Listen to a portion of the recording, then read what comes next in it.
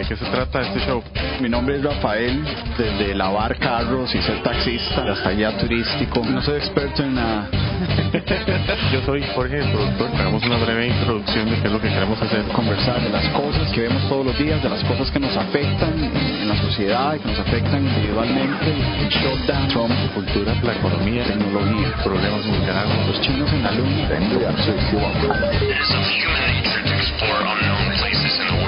Nosotros solamente bajo la influencia del Lemon Engine no podríamos dar consejos de cómo invertir ese dinero, ¿verdad? Y entonces damos inicio. Y estamos grabando. Estamos en un nuevo episodio de El Journal Podcast. Bienvenidos, buenas noches.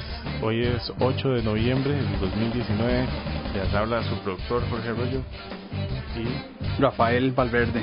¿cómo estás, Rafael? ¿Cómo te ha ido? Todo bien, mae. La verdad es que tengo un problema grandísimo, mae. O sea, todo está bien. De hecho, yo no tengo el problema solamente. Tenemos. Vos también tenés Yo el también. problema. De no tenemos agenda hoy, porque la verdad es que Hoy no tenemos hoy agenda, teníamos sí. planeado. O sea, sí teníamos Agenda. De hecho, sí, estás en lo correcto. Teníamos agenda, Sí. pero se nos fue por el la caño. borda. Sí, porque Teníamos teníamos un invitado especial hoy. Sí, que no- teníamos bastante interés en conversar con él, pero no pudo llegar hoy. en la mejor, al mejor modelo tico, ¿cómo es? Al estilo, al flair tico, de ahí nos cancelaron así Sí, a último minuto. Pero bueno, aquí estamos. Ma, entonces ¿de qué hablamos, Con bebida ma? en ¿Qué mano. tirada, ma? No sé de qué hablar hoy, ma. Ma, salud. Bueno, siempre hay de cosas que hablar. Bueno, Nosotros sí, igual, y hablamos de todo. y no llegamos a nada. pero hablamos de todo. Entonces hablaremos un poco de todo. Hablaremos del whisky, cómo hay que Hablaremos del ponerle whisky. sal marina a la lengua para que sepa Exacto. mejor. Hicimos un descubrimiento, ¿verdad? En la botella que analizamos aquel otro episodio de el Glenfiddich IPA, ¿verdad? Añejado en barricas de cerveza, Indian Pale Ale. Aparentemente, los fabricantes recomiendan hacer un poco de experimentación. Entonces vamos a probar hoy, o ya probamos un poquito, ¿verdad? Ma, ya venimos tarreados, ma. Sí. Este ya es el segundo. No, pero se recomienda, por ejemplo, a este tipo de whisky echarle un chorrito de naranja, ¿cómo se llama? Blood orange, de esa naranja roja por sangrienta. dentro. Naranja de sangrienta. Halloween, naranja de horror, ma, Ajá. naranja sangrienta. Yo no sé qué naranja es esa en español, ma, ¿vos la conoces? No sé, es que aquí, yo creo que en California hay, ¿verdad? Son como de por ahí. Nunca la había escuchado, ma. Son rojas por dentro. Ah, ok. Y son así, naranjaditas por fuera y rojas por dentro. Y se le echa un chorrito aparentemente a este whisky y ayuda a ¿cómo se llama? A levantar o a disfrutar más los sabores cítricos que tiene el whisky. Y además lo que probamos ahora fue que también el fabricante recomienda ponerse un granito de sal marina en la lengua y después degustar el whisky. Para también experimentar otros sabores, ¿verdad? Diferentes. Sí, Y en otras verdad, sensaciones sí, en el paladar. ¿Cómo lo viste vos? A mí me pareció interesante, en verdad, como que la sal te mata una parte de los sabores y te deja concentrarte en otra. Sí, Te cambia definitivamente el paladar. definitivamente es distinto. Yo creo que sí vale la pena hacer el experimento. Y así es como lo llaman ellos, experimento. Ajá, el Experimentar. La cuestión es experimentar con el paladar. Y entonces a mí me parece que sirvió, hay que experimentarlo, más salud. Salud. Salud por tener una noche sin agenda que se nos fue por el caño. Bueno, igual tenemos algunas cosas interesantes de qué hablar. Hoy es otro episodio de mini guía de viajes del Journal. Vamos a hablar sobre un viajecito corto que te pegaste hace poco, ¿verdad? Que era Ciudad de México. Sí, correcto, sí, muy tuanis. Todos hay que ir a México. Precisamente en la semana de las celebraciones del Día de los Muertos, ¿verdad? Que me contabas que no es un día, en verdad, que son varios días. Son varios días, sí, es toda una fiesta. Pero el viaje era corto, no sabemos de nada, pero hablamos de todo, ¿verdad? Entonces les voy a hablar de lo que no sé y de lo poco que aprendí. Pero son varios días de festividad. Yo creo que son como 5 días de festividad de celebrar los muertos, y la idea es de recordar, celebrar a esas personas que ya se fueron, las personas que no están con nosotros. En la Iglesia Católica, ¿verdad? Se habla de los fieles difuntos. De los fieles difuntos, así es como se dice. Sí, así es como lo he oído mencionar, que es como, supongo que los miembros de la comunidad de la Iglesia, ¿verdad? Que han fallecido. Pero son solo los fieles. ¿Qué pasa a los infieles difuntos? No sé, decime vos, ahí tienen su día también, ¿verdad? Porque hay como días diferentes para poblaciones de muertos diferentes. Bueno, sí, la cuestión es de que hay un día específico, es como son varios días, entonces un día se celebra la muerte de los indigentes y desamparados. Otro día se celebra la muerte de los niños y de los niños no nacidos, o sea, los que fallecieron en el vientre de la madre. Otro día se celebra el de los ancianos y personas con discapacidad y grupos vulnerables. Otro día se celebra la muerte de las personas de alguna otra clase, pero son varios días específicos de celebración. Entonces tal vez haya alguno ahí de los fieles o los infieles, y posiblemente. Seguro hay uno ahí, ¿cómo es? El muerto comodín para todos los demás muertos. Para todos los demás. De hecho que sí lo tienen, ¿verdad? Porque la cuestión es no dejar el muerto misceláneo. Porque la idea es celebrar la muerte de todos. Entonces ese muerte misceláneo es como el indigente, el que no tenía familia, el que nadie conocía, ¿verdad? El que no tenía amparo de nadie más. Entonces hay un día específico de celebración de estos fallecidos. ¿Y cómo lo celebran allá entonces? Porque estábamos hablando ahora de que no se ve en verdad tanta influencia como de Halloween, ¿verdad? De otras festividades, sino que el mexicano realmente vive su celebración tradicional. Sí, tal vez hay dos formas de ver la celebración.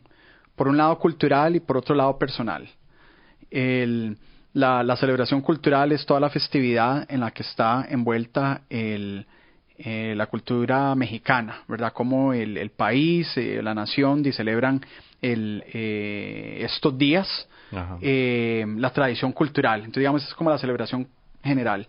Entonces ahí es donde ves, digamos, las festividades, las ferias, entre comillas, como decimos en Costa Rica, los turnos, por decirlo así, ¿verdad?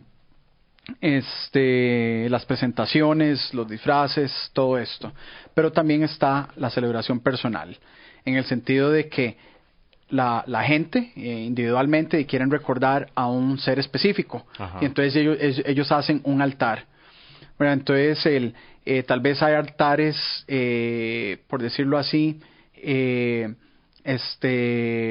públicos o generales en el sentido de que se celebra tal vez una personalidad. Por decirte, hace poco, un ejemplo de José José, ¿verdad? Una personalidad mexicana que falleció. Alguien famoso, entonces la gente le hace un altar a José José, ¿verdad? Y tal vez el grupo de fans le hace un altar a José José y entonces trae todos los adornos, las flores, los recuerdos, las fotos, y ya digamos algo más directo, más personal, que en la familia, en la casa, llega alguien y le hace un altar en su casa de un ser querido, ¿verdad? El papá, la abuela, exactamente, sus familiares específicos. Y la gente llega y lo hace, ya sea en su casa de habitación, que le hacen un altar al familiar, y también está la tradición de que la gente va al cementerio. Y entonces hay mucha celebración en cementerios, entonces la gente va a los cementerios y hacen y celebran ahí la persona que falleció, la persona que partió, ¿verdad? Entonces comen ahí, es como un picnic, ¿verdad? Entonces pasan ese momento con esa persona que partió. Entonces está, como te decía, al menos en la interpretación mía, la forma como yo lo vi, como extranjero o foráneo, o desde los ojos de afuera, es de que los dos tipos de celebraciones, la cultural, que es todas las festividades, y ya digamos la individual personal, que es queremos recordar a esta persona específica porque tiene algún significado especial para nosotros. Y la celebración se puede, digamos, rastrear sus orígenes hasta los aztecas, aparentemente. Sí, había escuchado ahí en la radio en México de que los aztecas, de parte de la cultura de ellos, eran estos sacrificios humanos, ¿verdad? Entonces ellos sacrificaban humanos para tener ciertas metas específicas con los dioses, pero entonces hay este ritual de muerte, ¿verdad? De sacrificar a personas específicas me quedo fuera en los detalles. Pueden visitar las páginas culturales de México, ahí les vamos a poner unos links en el podcast.com. Sí, pueden ir a México y aprender. Exacto, aprender mejor que yo, porque como decimos aquí no sabemos nada. Pero en fin, sí existía la tradición de la muerte, ¿verdad? Con los aztecas. Y entonces esta tradición, esta celebración de muerte, estos sacrificios humanos que ellos hacían tenían un significado divino y espiritual para ellos.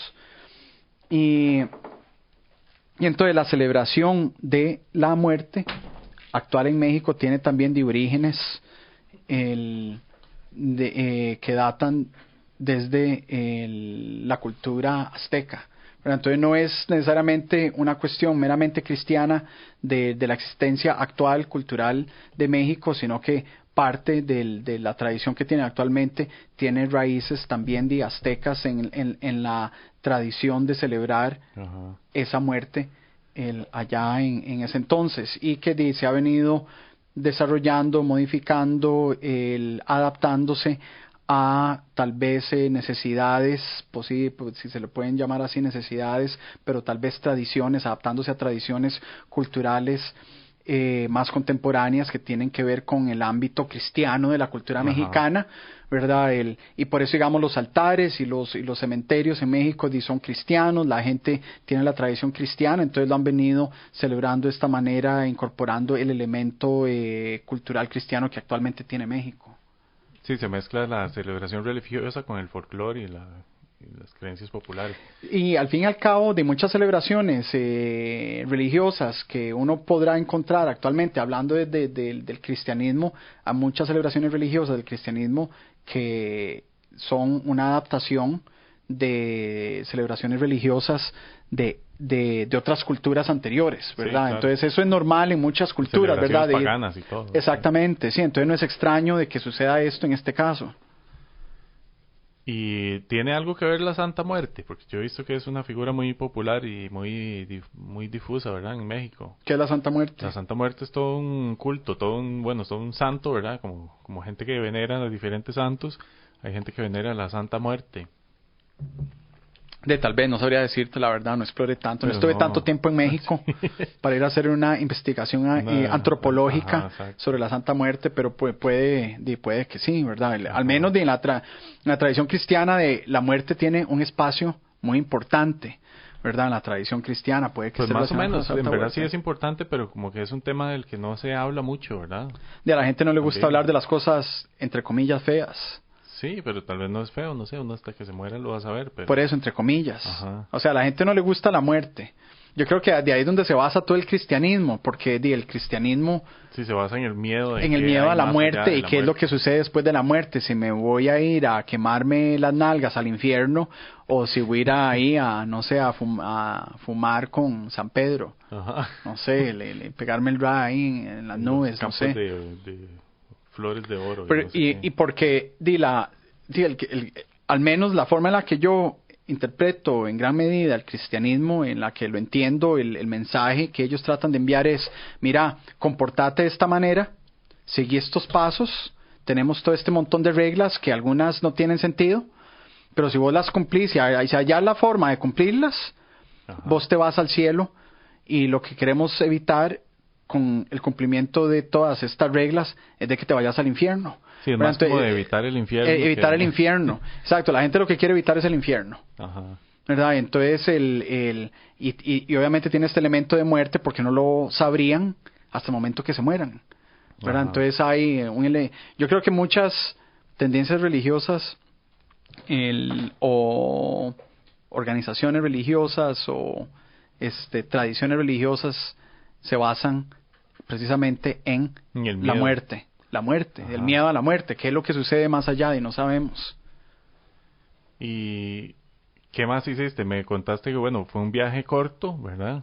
Que ahora podemos hablar de eso, ¿verdad? Ahora tuvimos un intercambio interesante de opiniones sobre los viajes cortos versus los viajes largos y, ¿verdad? Que en qué vale la pena, cómo hace uno para disfrutar más de un viaje si no tiene muchas semanas para estar ahí en un país extranjero, ¿verdad? Que a veces no son necesarias, pero lograste como concentrar tu viaje y cumplir con los objetivos que llevabas Y fuiste entonces por la experiencia del Día de los Muertos y por un poco de la experiencia gastronómica también. Sí, también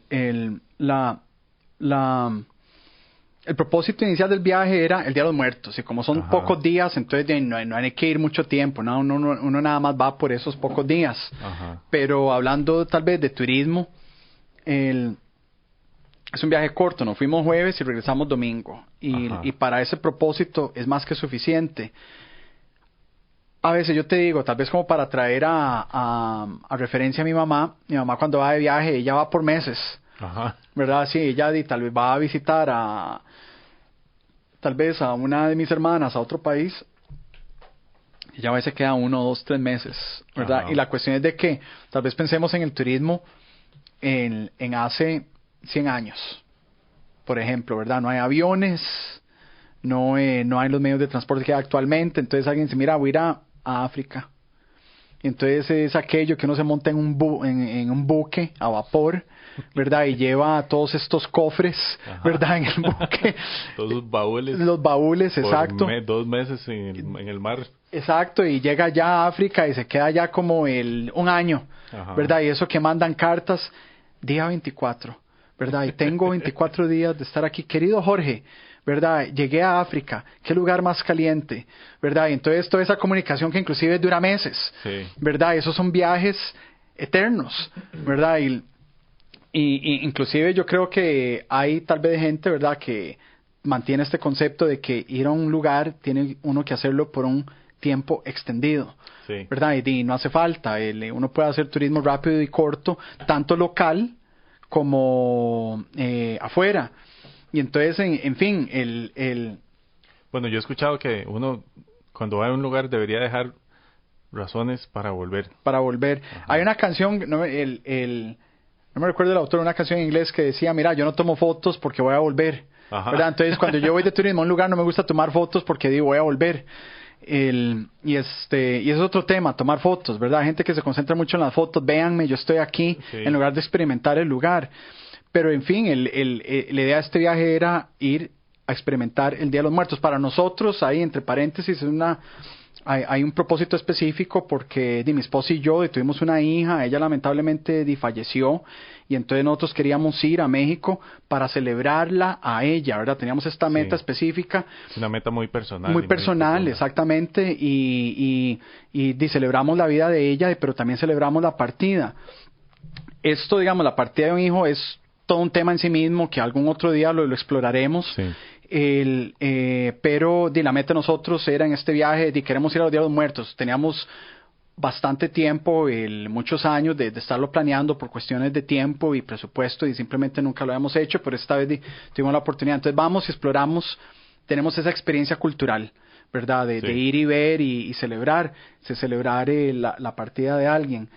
Y entonces nos quedamos en Coyoacán. Coyoacán es un lugar es un barrio en la Ciudad de México. Es un barrio en la Ciudad de México. Bastante céntrico, digamos.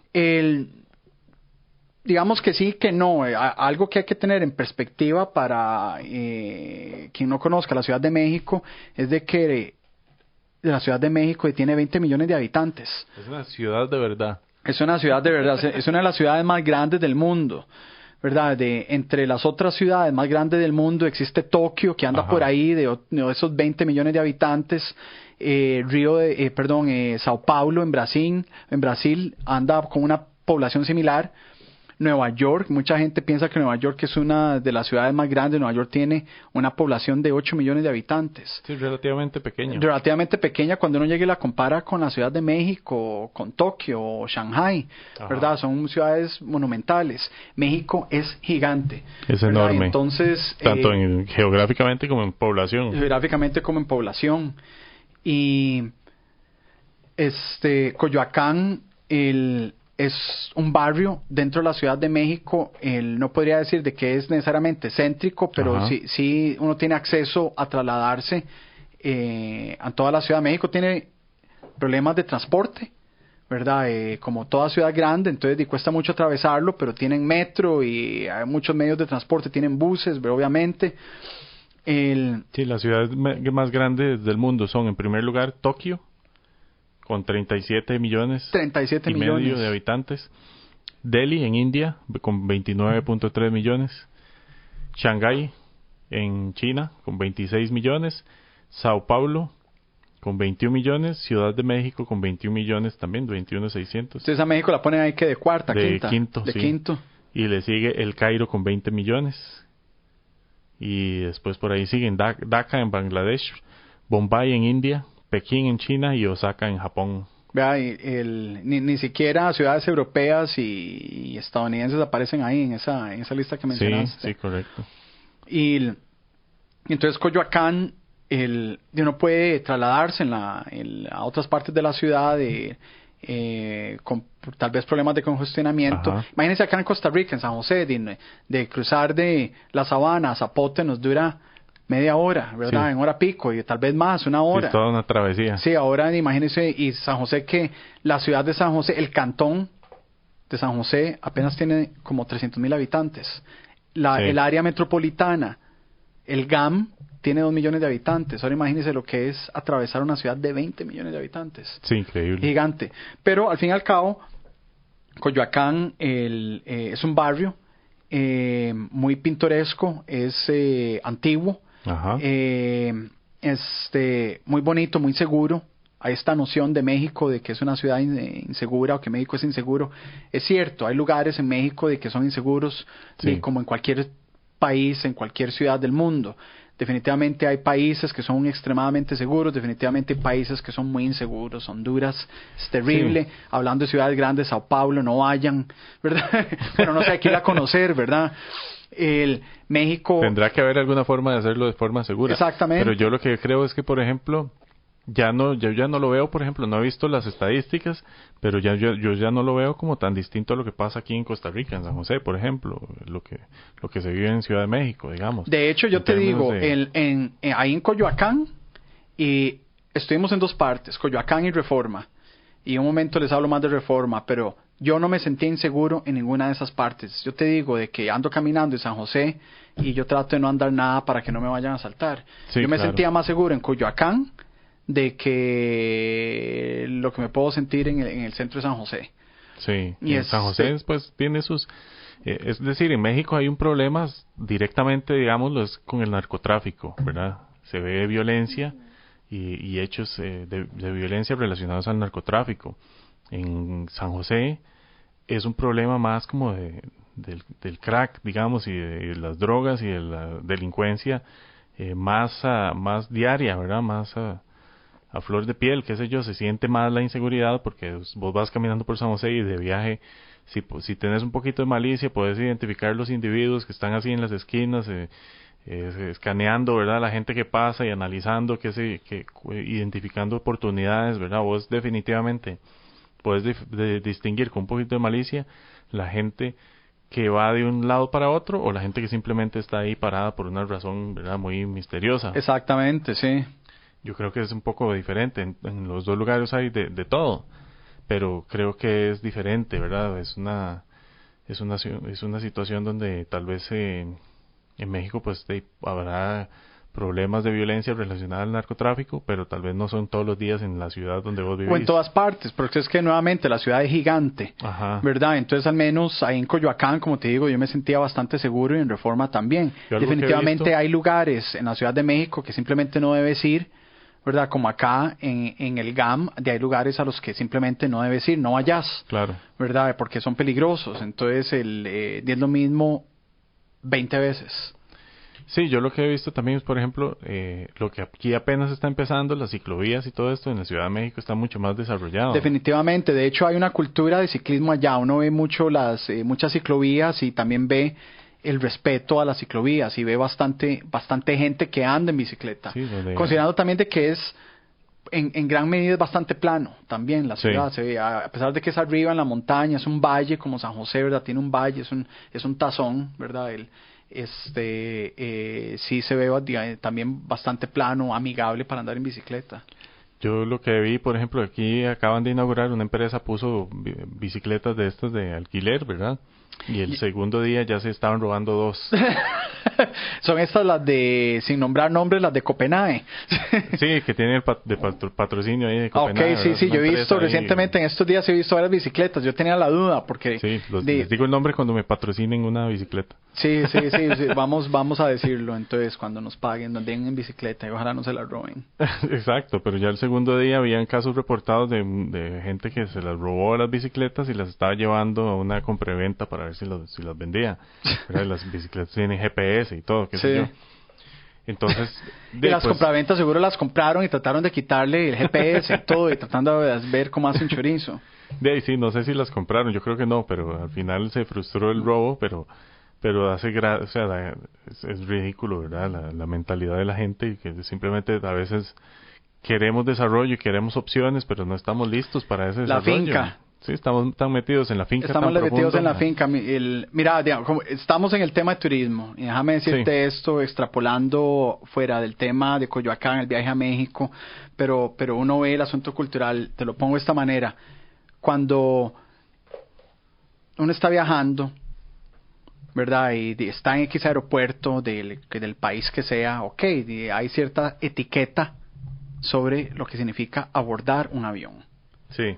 Hay cierta etiqueta en lo que significa hacer una fila donde sea que uno esté, ¿verdad? Y yo te digo, de que cuando uno está abordando un vuelo que viene para Costa Rica, uno se da cuenta quiénes son los ticos. Sí. ¿Verdad? Porque uno ve esa conglomeración de gente en la puerta de abordaje, que no están haciendo fila, que no están respetando la fila, y uno los ve ahí, todos ahí apuñados, y uno ve quiénes son los ticos. ¿Verdad? Nuevamente hablando de turismo, hay una cultura de turismo. Y darte tal vez un ejemplo puntual en relación a lo que es la cultura de turismo para la gente que tal vez tengan la oportunidad de viajar a otros países. Un tema muy sensible en cuanto al viaje o al turismo es la propina. Hay un tema acá en Costa Rica en cuanto a si se debe dar propina o no. Costa Rica no es un país que tradicionalmente la gente esté acostumbrada a dar propina. Tal es el punto, ¿verdad? Que como no se acostumbraba a dar propina, cambiaron la ley hace X cantidad de años, tal vez unos 20 años o más, que dijeron, mira, vos vas a un restaurante y hay un 10% ahí de servicio. Sí. ¿Verdad? Entonces, como no existía la cultura de la propina, tuvieron que crearla de forma artificial, exacto. Y entonces ya uno va a un restaurante y ahí tiene incluido ese 10% de propina. Ya es cuestión de la gente si querrá agregarle más propina o no al momento que reciben el servicio. Pero este es el punto. Ok, hay países en los cuales existe la cultura de la propina y otros que no. Para darte un ejemplo, en Estados Unidos hay que dar propina a huevo, sí, claro. ¿Verdad? La propina es obligatoria. Y también es una cuestión de porcentaje de propina. ¿Cuánto vas a dar de propina? Un 10%, un 15%, un 20%, un 25%.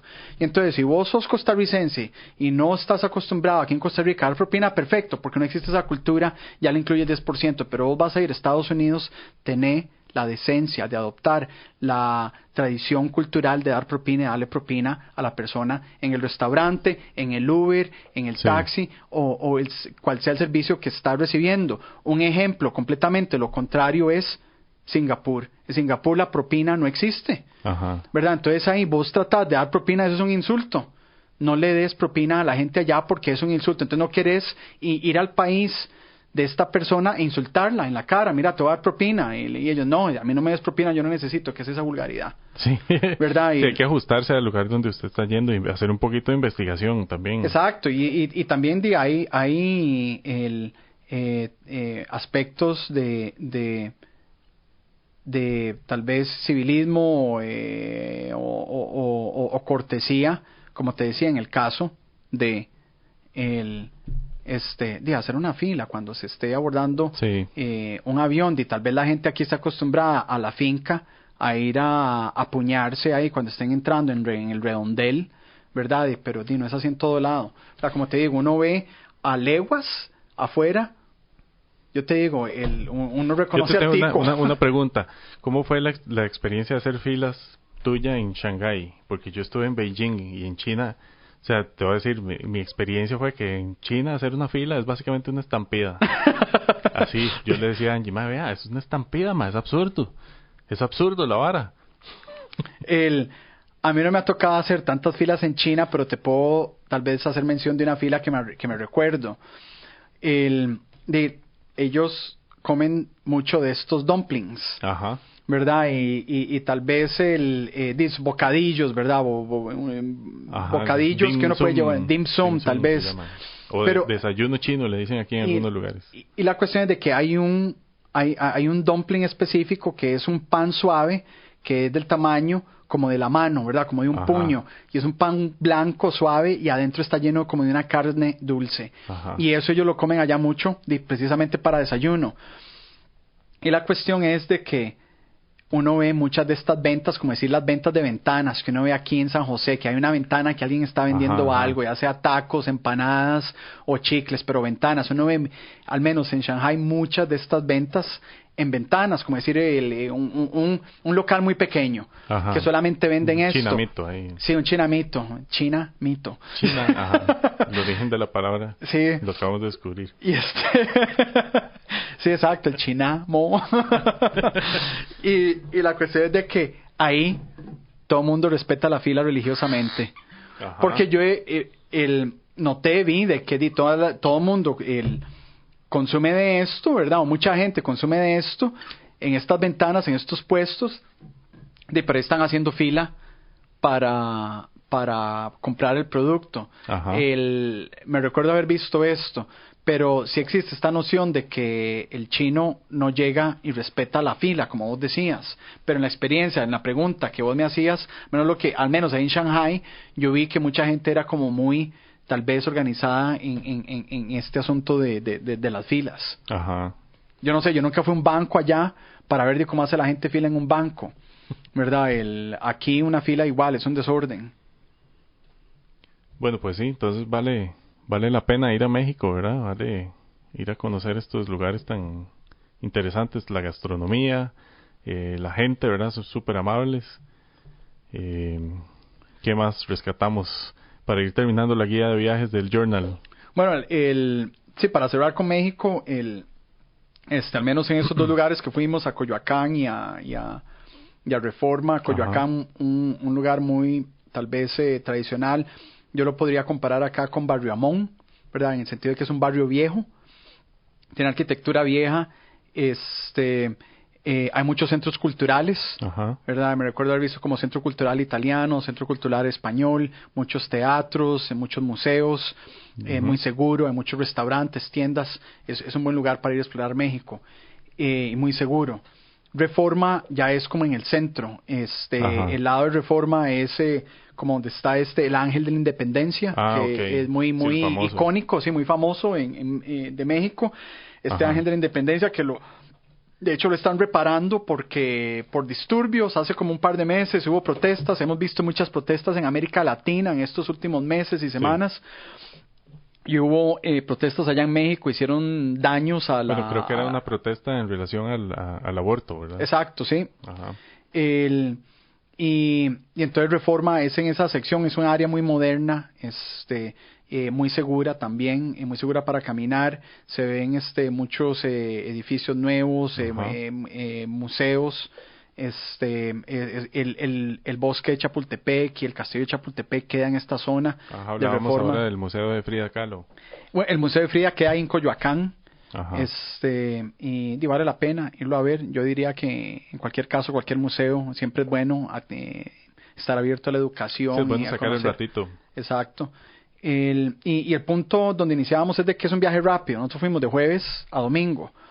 Y México siendo una ciudad muy grande, uno jamás va a poder explorar la Ciudad de México en su totalidad, a menos de que uno viva allá. Sí, claro. ¿Verdad? Entonces la idea es hacer un viaje corto de 4 días, no muy caro, bastante rápido. México está como la Ciudad de México como a 3 horas y media.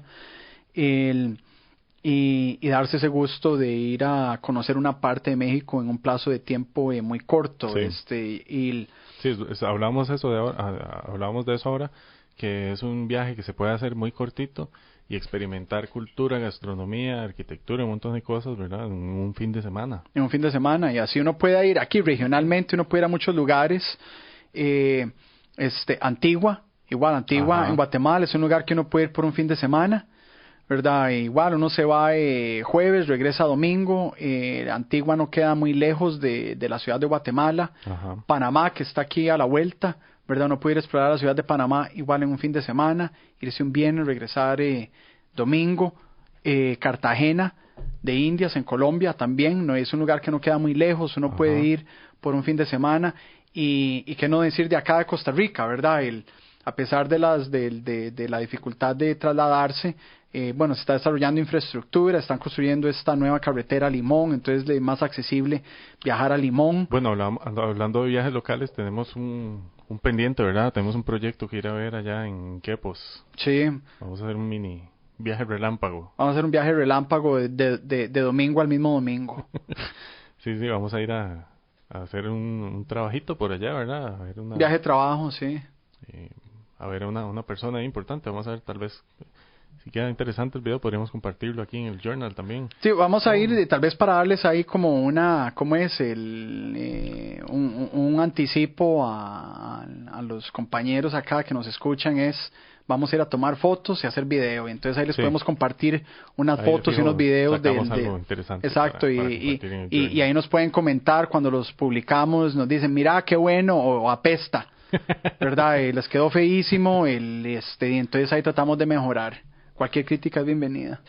Excelente. Hoy teníamos también, ya que hablamos bastante del Día de los Muertos, teníamos una noticia muy apta, ¿verdad? Para el Día de los Muertos. Sí, a pesar de que no teníamos agenda, se nos fue la agenda por el caño. Sí. Todo el plan se nos arruinó, man. Esa fue la guía. ¿Qué vamos a hacer? Fue la guía de viajes improvisada del journal. Vamos a seguir haciendo episodios así pequeños. No nos quedó nada más que hablar que de los muertos. De los muertos, sí, porque los vivos no llegaron. Los vivos no pudimos hablar de ellos. Y entonces, contanos, aquí tenemos un muerto muy específico y peculiar. ¿Cuál es la historia? Bueno, nos reporta CNN que hay un hombre en Estados Unidos, ¿verdad? ¿Cómo se llama? Benjamin Shriver, que fue condenado por homicidio, ¿verdad? A una cadena por perpetua. Fue condenado a ir a la cárcel de por vida. Yo creo que esa es la palabra clave acá para poder darle desarrollo al tema. Ajá. Fue condenado a la cárcel de por vida. De por vida. Entonces parece que el tipo fue condenado, ¿verdad? Fue llevado a la cárcel. En algún momento me parece que ahí dice un padecimiento renal y no sé qué, y un poco de complicaciones y todo, y terminó clínicamente muerto. Clínicamente muerto, o sea, un doctor podía certificar, este hombre se murió. Pero lo lograron reanimar, ¿verdad? Reanimación cardiopulmonar y todos los procedimientos de emergencia lo lograron reanimar. Y esto durante esa crisis le sucedió, creo que fueron 5 veces. 5 veces. Entonces el hombre como 5 veces en ese mismo episodio, en ese mismo día. Se nos murió, lo rescatamos, se nos murió. Como en la misma crisis. En la misma crisis, que tal vez en el tiempo que él estuvo en cuidados intensivos, por decirlo así, tal vez estuvo una semana en cuidados intensivos y en ese plazo se nos murió 5 veces el man. Sí, correcto, y lo lograron revivir. Entonces el hombre ahora alega que como su condena era de por vida, su vida en ese momento ya terminó, entonces él ya debería quedar libre. Eso es lo que está él alegando.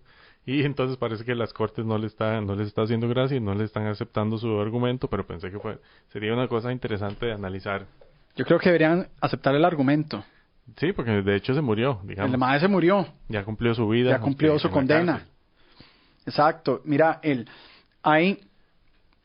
yo me recuerdo de una anécdota de piratas. De hecho, a veces yo le digo a la gente, no hay mejores abogados que los piratas, porque los piratas se acogían a un código, ¿verdad? Para, obviamente, avanzar sus intereses, y eran muy afanosos de respetar el código.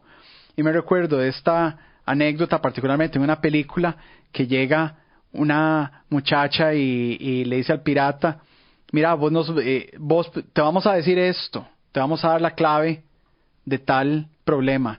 Si vos nos dejás ir, y el mae, sí, yo los dejo ir. Y perfecto. Y entonces ella les dio la clave del problema. Están en alta mar. Ajá. Y el mae los pone ahí en la borda y los va a dejar ir. En la tabla esa. Y los va a dejar ir, ¿verdad? Los va a tirar. Y llega ella y le dice al pirata, pero vos nos prometiste que nos ibas a dejar ir, y él, sí, yo te prometí, te voy a dejar ir, lo que no te dije fue ni cómo ni cuándo. Y entonces él está cumpliendo la promesa, pero Sí, la letra pequeña ahí le faltó leerla. el demonio está en los detalles, el diablo está en los detalles, y entonces llegan y hacen esta ley donde dice, bueno, vamos a condenar a la gente de por vida, y tal vez no definieron qué significaba de por vida. Nada más dijeron de hasta que él muera, pero no dijeron de si él moría y resucitaba, de qué pasó con Lázaro. A Lázaro tal vez se lo habrán condenado de por vida a algo y se logró escapar. Ok, pero vea lo que dice, por ejemplo, en la opinión de este hombre, lo que él estaba argumentando es que él debía pasar el resto de su vida natural en prisión. Bueno, pero necesitan definir qué es vida natural. Correcto, porque él fue, digamos, revivido, fue salvada su vida por medios artificiales. Uh-huh. Ya diríamos que no es parte de su vida natural, entonces ya cumplió su vida natural en prisión, eso lo hizo. Vayámonos con un paso más adelante, ok. Vos te recordás de Walt Disney, ¿verdad? Claro. Vos sabés de que, bueno, no sé si es un hecho, de que él está congelado, el más está congelado. Como entonces, Michael Jackson. ¿En serio? ¿Michael también está congelado? Sí, deben estar como Han Solo, congelados en carbonita ahí. No sé si Michael Jackson, pero Walt Disney está congelado. Y entonces la historia es esta, ¿verdad? Para la gente que tal vez no conoce. Lo que Walt Disney quiere, la intención de él es estar congelado para que algún día, cuando se desarrolle la tecnología en la cual ya sea que lo puedan revivir a él o lo puedan clonar o puedan recrearlo de alguna forma, de que lo hagan. Ajá. ¿Verdad? Entonces, asumamos este señor, que de hecho él es de Iowa, Benjamin Schreiber. Bastante mal encarado, señor. Se ve Sí, como... por algo está en la cárcel. Él hizo algo. Pero la cuestión es de que él u otra persona llegue y le dice, mira, te condenamos de por vida. Y ok, te morís y te congelan. Ya te moriste. Pero llegan y te congelan. Y dentro de 50 años existe la tecnología, la ciencia y la tecnología para recrearte, reanimarte o clonarte, lo que sea. Ajá. Y llegan y lo hacen. Y llegan y te clonan, reaniman o recrean, según sea el caso. Y entonces, ¿qué va a hacer la corte en ese momento? Va a decir, mira, sorry, mae, porque te condenamos de por vida y estás vivo en este momento, entonces te vamos a meter a la cárcel otra vez. Bueno, me imagino que hagamos ese análisis hipotético. En algún momento prescribe, ¿verdad? El crimen de él. No, eso es otra cuestión distinta. Esa cuestión de la prescripción del crimen es de que, ok, vos cometiste el crimen, necesitamos atraparte, enjuiciarte y condenarte hasta cierta fecha. Tenemos un límite de tiempo para hacer todo esto. Ajá. El caso de él es distinto porque él ya fue condenado. Ajá. ¿Verdad? Pero la cuestión es, bueno, ¿qué sucede después de la condena? Él ya murió. Pero la ley dice específicamente que él debe pasar el resto de su vida natural en prisión. ¿Hay otro tipo de vida que no sea natural? Pues es que eso es la pregunta. Y es que todo lo que existe en la naturaleza es natural. Pero hay medios artificiales de soportar la vida. Pero son naturales porque fueron generados en esta naturaleza. Todo lo que sucede en este mundo es natural. Pero digamos, este hombre... se requiere también la definición de qué es natural. Necesitan definir qué es natural. Si él estuviera viviendo en un ambiente natural, ahí en el bosque solo, qué sé yo, le hubiera dado esa crisis, esa enfermedad y se hubiera muerto, ¿verdad? Claramente. No, digamos, un hospital no es un hecho que ocurra naturalmente. Es bastante artificial. Sí, pero nosotros somos producto de la naturaleza, hacemos hospitales. Entonces el hospital, por eso hay que definir qué es natural. Una cuestión es orgánico. Ajá. No, y es orgánico. Necesitan definir qué es natural y qué no es natural, porque todo lo que sucede en la naturaleza es natural. Nosotros, tal vez para ponerlo de esta manera, hay mucha gente que no estamos fuera de la naturaleza. Nosotros no estamos fuera de la naturaleza, exacto. Y hay gente que tal vez no le vaya a gustar este comentario. Señores, el plástico es natural. ¿Por qué? Porque nosotros somos elementos de la naturaleza que generamos plástico. Es natural en nosotros hacer este montón de estupideces, ¿verdad? Como el plástico. Entonces, a pesar de que el plástico, la naturaleza no lo reproduce, nosotros, que somos producto de la naturaleza, lo producimos. Entonces hay que definir qué es natural y qué es natural, qué no es natural para este propósito de si este tipo murió o vivió naturalmente. Bueno, está interesante. Digamos, supongamos, ahí te dejo esta. un marcapaso. Ajá. Llega una persona y se muere. Si pongamos un marcapaso, pensemos un trasplante de corazón. Ajá. Es eso natural. La naturaleza llega un árbol y te pone ahí un corazón en el pecho tuyo. Hacer un trasplante de corazón es absolutamente artificial. Ajá. Pero el corazón es 100% natural. Es orgánico. Sí.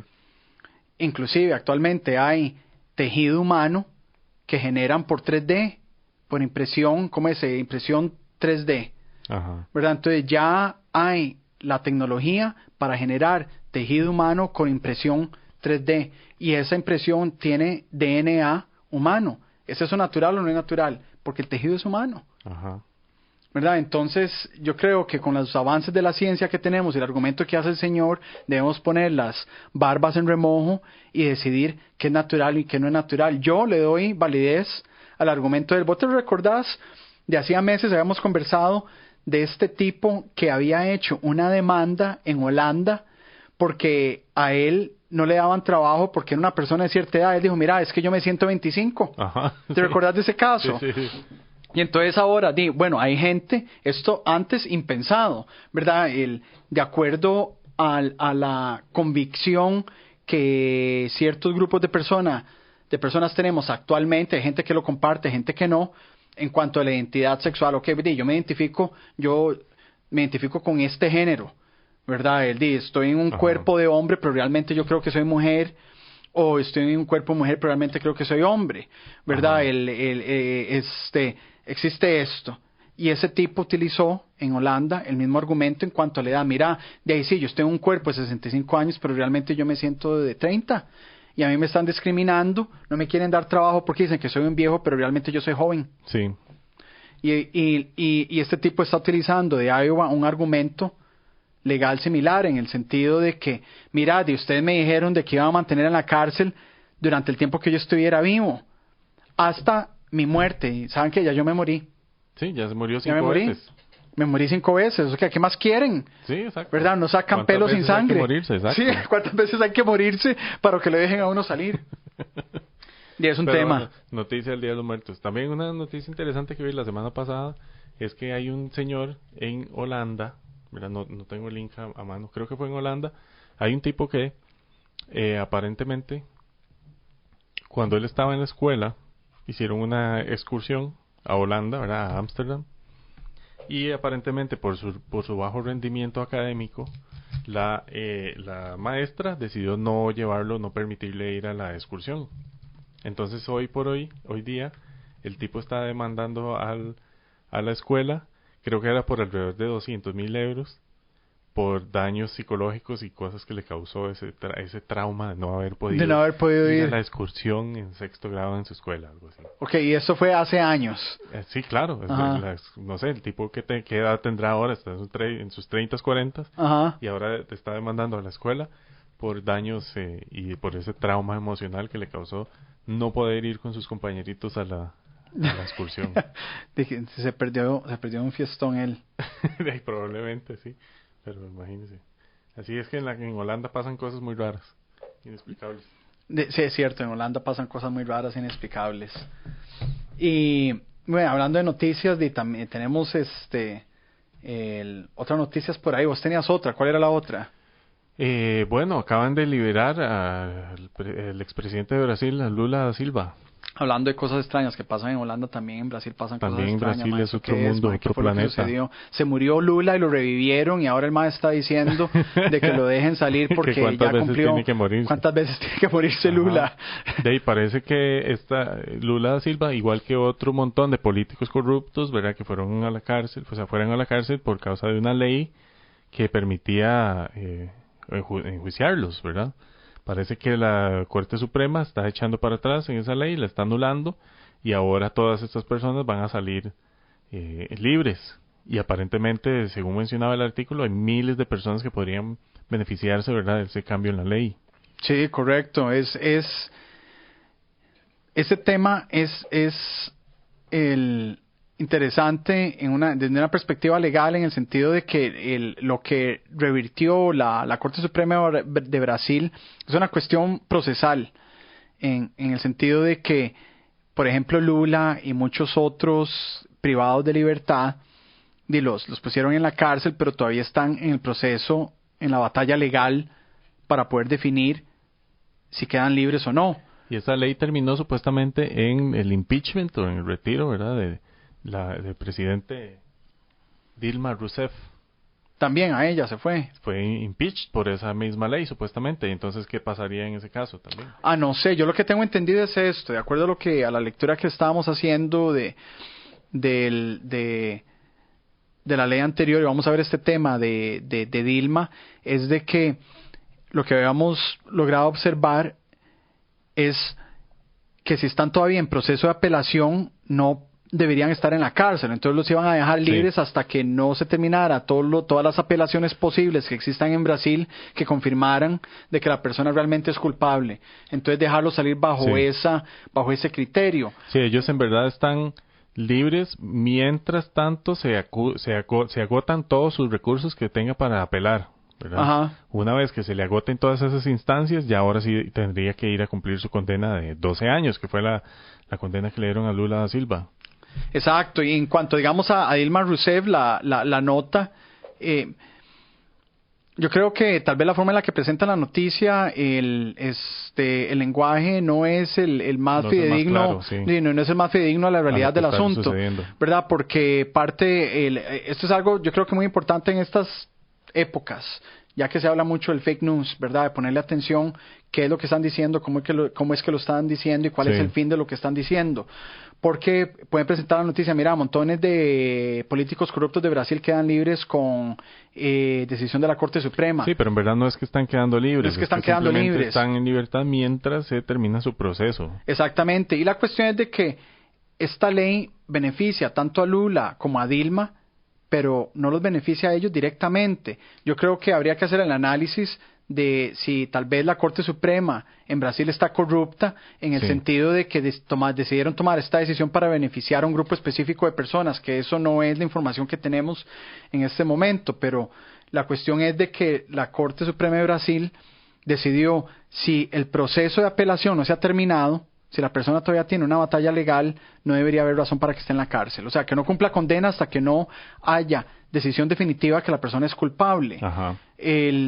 Y entonces, con esto se beneficia Lula como Dilma, al igual que miles de otras personas que no solamente están involucradas en estos procesos de corrupción, sino en cualquier otro tipo de proceso en el cual no se ha terminado el proceso, ¿verdad? Porque inclusive la nota menciona de que miles de personas van a quedar libres. Sí. Es cierto de que muchas personas involucradas en este operativo, si te recuerdas, se llamaba la lavandería, algo así, o el lavacar, porque ahí fue donde se inició todo y empezaron a hacer una investigación de un lavacar que tenía ganancias millonarias que no eran razonables, inexplicables para un lavado de vehículos. Y entonces descubrió mucha gente que estaba involucrada en corrupción en Brasil y fueron a dar a la cárcel, pero todavía tienen el proceso de apelación vigente. Acá en Costa Rica de apelación y hay casación, varias instancias. Y entonces lo que están diciendo, hasta que no se agote la última instancia, no vamos a condenar a esta persona. Bueno, en verdad lo justo uno diría que es que la persona sea inocente hasta que se pruebe lo contrario, ¿verdad? Exacto. Pero por ejemplo hace poco estaba viendo unos videos producidos por un youtuber ahí famoso, ¿verdad? Que de hecho es mexicano, que estaba haciendo como unos mini documentales, documentando la labor de una fundación que se llama Reinserta, que vela por los derechos de los privados de libertad, y estaban documentando varias cárceles que se están cerrando en México para trasladar a los privados de libertad a instalaciones mejores, ¿verdad? Donde se tengan mejores calidades, condiciones de vida. Sí. Y entrevistaron a una muchacha, por ejemplo, que tenía más de 10 años de estar en la cárcel y el crimen en verdad todavía no se lo habían probado. Eso es fatal. Todavía no le habían dado una sentencia, ¿entendés? Y lleva 12 años en la cárcel, es decir, todavía había posibilidades de que le digan o que salga evidencia que compruebe que ella sería tal vez inocente. Y ya habría pasado 10, 12 años en la cárcel. La cuestión, y yo creo que un punto acá importante que mencionabas en el caso de ella, al que me gustaría hacer énfasis en cuanto al sistema legal de Costa Rica, es evidencia. Ajá. Porque la cuestión es de que vos dijiste puede que haya evidencia que la exculpe a ella, pero inclusive hay asuntos de que no son de evidencia. Acá y en muchos países, digamos en este caso en Costa Rica, la gente está muy enfocada en el procedimiento. Entonces puede que alguien haya cometido un delito y realmente lo haya cometido y que Ajá. quede libre por un problema procesal. Por un error en el procedimiento. Exactamente. Y de hecho hay montones, el índice de casos, tal vez para ponerlo así, el nivel de ejecución y de efectividad de la Fiscalía o el Ministerio Público en Costa Rica es deplorable. Hay muchos errores y hay muchos casos en los cuales se exculpa a la persona o se anula el procedimiento por errores procesales, independientemente que la persona sea culpable o no. Es porque se hizo algo mal en procedimiento. No se le puso una Creo que en tilde algún momento, al documento. Sí, creo que en algún momento habíamos mencionado una estadística de casos que en verdad después de todo el proceso llegan a una sentencia. Y por todos estos tipos de errores es un porcentaje bajísimo. No me acuerdo cuál era el... Bueno, la estadística que una vez habíamos mencionado, la que me recuerdo es de que de todos los delitos que se denuncian al OIJ, solamente un 5%, esto es de acuerdo al 2013, Sí. esto es hace años, pero me recuerdo muy claramente esta estadística, de todos los delitos que denuncian al OIJ, solamente un 5% terminan en una condenatoria de prisión. Correcto. Y Y muchos de estos casos son estos que estamos hablando, ¿verdad? Que hay un error en el proceso. En efecto, sí, hay muchos casos, por un lado, tal vez nunca lleguen, encuentran la persona, no hacen la investigación apropiada, llegan, encuentran la persona, inician el procedimiento y lo hacen mal, y entonces la persona queda libre por errores en el procedimiento. Sí, va a ser un allanamiento y no lo hacen bien, o no está el juez, o lo que sea. Una notificación que se hizo mal, ¿verdad? Sí. Un documento que se aportó mal, lo que sea. Recordémonos de esto. Ustedes, yo creo que muchos costarricenses se recuerdan de un problema que hubo en el OIJ con Keylor Navas, cuando Costa Rica fue al Mundial de Brasil y le fue, digamos que bien, y el Real Madrid le puso el ojo a Keylor Navas, todo el montón de fanáticos de Keylor Navas, Keylor Navas va a ir al Real Madrid, y entonces un poco de polos finqueros que trabajan en el OIJ Sí. empezaron a hacer investigaciones inapropiadas de Keylor Navas. Sí, usaron sus accesos a sistemas de información para saciar ahí su propia curiosidad morbosa. Exactamente, en cuanto a Keylor. Y entonces, si tenemos ese tipo de personal en el OIJ, ¿y qué otro montón de atrocidades no van a hacer en el OIJ, en el Poder Judicial? ¿Verdad? Entonces, y tal vez pongámoslo de esta manera, si tenemos a Celso, yo creo que se llamaba Celso Gamboa, el fiscal, él no era Ajá. magistrado, es la cuestión más bien, si tenemos una persona como él que fue tan cuestionada por asuntos de corrupción y tenemos esta infiltración en el Poder Judicial, ¿qué otro montón de problemas tenemos en el Poder Judicial? ¿Qué más problemas deben haber? Y entonces pensemos en estas personas que son privadas de libertad, de que no han terminado el proceso judicial y que pueden quedar libres, ya sea porque realmente son inocentes o porque hay un error en el procedimiento y están ahí de una vez en la cárcel para que luego al final de cuentas digan, mira, y estás absuelto y pasaron ahí 2, 3, 4, 5, 10 años. Esta señora que llevaba 12 años en la cárcel, que llegan y le digan, bueno, es que no me acuerdo cuál fue el delito de ella, pero que le digan, ok, la sentenciamos a 8 años de cárcel. Y ya ella lleva 12. Ajá. Y entonces, ¿qué pasa? ¿Entiende? Nada, o sea, salada, perdiste un poco de años de tu vida. Sí, sorry. Lo sentimos. Lo sentimos mucho. Mira, te damos ahí una bolsa de víveres. Gracias por tu participación. Chao. Qué terrible, ¿verdad? Es demasiado increíble. Es terrible. Este tipo de cosas. Exacto, sí. Y yo creo que en América Latina sucede mucho. Las condiciones de la población penitenciaria o privados de libertad, como quieran llamarles, el eufemismo que quieran desarrollar para este tipo de población, son deplorables. Sí. Y al fin y al cabo, aquí en Costa Rica la gente se da con un mazo de hule en el pecho de ser un país protector de los derechos humanos. Yo estoy de acuerdo en que la gente hay que corregirla y deben pagar por los errores que cometen. Perfecto. Pero también deben hacerlo con dignidad. Sí, las condiciones en las que está la gente en el sistema penitenciario costarricense son Sí, deplorables. no son y el problema es de que entonces eso ha instado a Costa Rica a que diga, mira, vamos a dejar a toda esta gente fuera, los brazaletes y toda esa falacia. Sí. Y el problema es de que como tenemos un sistema penitenciario deplorable y dejamos salir a la gente que muchas veces o en varios casos son peligrosos, salen y cometen delitos, cometen atrocidades. No es de que todos sean así, pero hemos tenido instancias, y si recordamos a Luis Guillermo Solís, las golondrinas, una golondrina no hace verano, pero han salido muchas golondrinas que han violado, que han matado, que han asaltado. Si tuviéramos un sistema penitenciario que fuera digno y acorde y alineado a la integridad humana, a los derechos humanos, esta gente todavía podría pasar en el sistema penitenciario de una manera digna. Sí. ¿Verdad? Que puedan dormir, que puedan comer, que puedan estar seguros y a la vez... de manera efectiva rehabilitarse y reinsertarse en la sociedad, ¿verdad? Exacto, porque inclusive este departamento se llama rehabilitación social. Ajá. Esta gente debería recibir educación, ¿verdad? Educación profesional, técnica, vocacional, lo que sea, ¿verdad? Psicológica, que les den herramientas psicológicas. Mira, ¿cuál es el problema que tuviste? Ajá. Analicémoslo, ¿verdad? No queramos de que vos vas a tropezar con la misma piedra, sí. ¿verdad? Pero eso acá no existe. Nuevamente, es una falacia, es lamentable y lo lamento mucho por esta muchacha de 12 años allá en México. Sí, bueno, tenías otra noticia por ahí. Noticias a montones. Tal vez lo que podemos hacer es un llamado de alerta a la gente que les gusta esos vaporizadores. Ajá, la gente que anda vapeando. Que anda vapeando, exacto. Porque resulta que en Estados Unidos han salido muchas muertes, reportes de muertes de gente que le ha dado neumonía. Hagamos este análisis, que es el vapor, agua. Ajá. Y entonces vos te estás echando agua en los pulmones. ¿De qué se ha muerto esta gente? De pulmonía. Neumonía, sí. Mejor dicho, neumonía. Pero ahí el vapor es también agua, es pura agua, okay, que sanitos que somos, pero es agua a altísimas temperaturas. Exacto. También, que fijo eso causa problemas en los tejidos de los pulmones. Y hay gente que ha pensado, mira, voy a dejar de fumar y voy a utilizar el vaporizador. Ajá. De ahí es como para salirse de Guatemala para quedar en Guatepeor.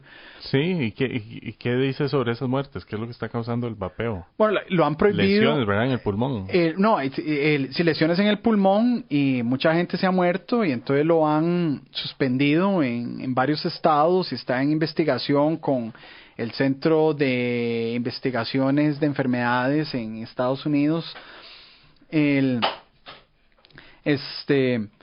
La cuestión es de tal vez hacerle la recomendación a la gente de que se informen al respecto, ¿verdad? Sobre, ya sea sobre el tabaco, el tabaquismo, ¿verdad? Costa Rica yo creo que ha hecho bastantes avances en esto de desarrollar campañas para reducir el uso del tabaco. Y hay gente que ha tomado como alternativa, en lugar de utilizar cigarrillos, utilizar estos vaporizadores. Sí. Pero para la vez está generando un riesgo. Entonces ya han surgido muchos casos, al menos como mencionaba en Estados Unidos, de gente que ha fallecido, ha tenido problemas de salud por los vaporizadores. La cuestión es de que se informen al respecto para que no vayan a generar un efecto nocivo para su salud, de acuerdo a lo que dice el Ministerio de Salud. Sí, la verdad es que podríamos considerar dejar de fumar del todo en vez de cambiarlo, ¿verdad? Por un mal que puede ser una cosa que puede terminar siendo peor todavía. Depende, tal vez. Sí. Más bien fumen de todo y muéranse. O sea, porque es mejor para la naturaleza. Habíamos determinado en cierto momento que lo mejor que puede suceder para la naturaleza es de que nos muramos los humanos. Entonces más bien todo el mundo fume y muéranse, que les den neumonía. Sí, utilicen vaporizadores. O no los utilicen. Con esa nota sombría vamos despidiéndonos de otro episodio de El Journal. Recuerden buscarnos en redes sociales como El Journal Podcast. journalpodcast@gmail.com para enviarnos sus comentarios, quejas y demás. Nos vemos, esperamos probablemente la otra semana con unas fotos interesantes de la expedición relámpago que vamos a hacer. Vamos a ir con baúles y cofres a Quepos por 6 meses. Ajá, a pie. Cargue sus cosas en la mula. Sí. El burrocarril. El burrocarril. Eso sería. Se despide de ustedes el Journal Podcast. Nos vemos la próxima semana. O no nos vemos. No nos vemos, dependiendo. Si tal vez nos queda mal todo el mundo otra vez, no hacemos nada. Sí. Está bien. Bueno, hasta luego. Chao. Bye. qué se trata este show? Mi nombre es Rafael, desde lavar carros y ser taxista hasta guía turístico. No soy experto en nada. Yo soy Jorge, el productor. Hagamos una breve introducción de qué es lo que queremos hacer. Conversar de las cosas que vemos todos los días, de las cosas que nos afectan en la sociedad y que nos afectan individualmente. El shutdown, Trump, Cultura, la economía, tecnología, problemas en Nicaragua, los chinos en la luna.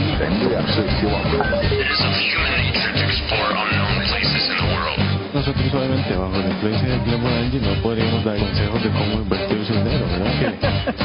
Y entonces damos inicio.